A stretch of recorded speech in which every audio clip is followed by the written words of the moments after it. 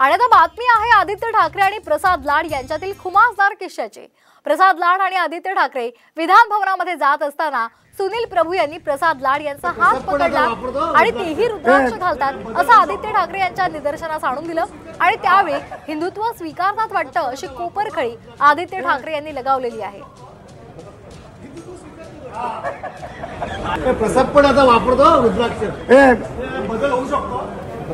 हिंदुत्व स्वीकारतो प्रसाद पण आता वापरतो रुद्राक्ष बदल होऊ शकतो।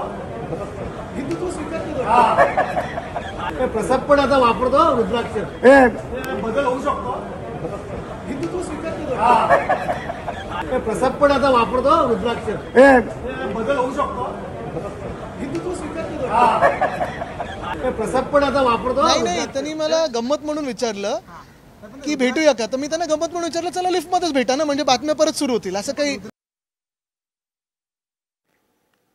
तर आपण पाहतोय सुनील प्रभू यांनी रुद्राक्ष घातलेला प्रसाद लाड यांचा हात दाखवलेला आहे आणि ही गोष्ट त्यांनी आदित्य ठाकरे यांच्या निदर्शनास आणून दिलेली आहे आणि त्यावरून हा खुमासदार किस्सा पाहायला मिळाला।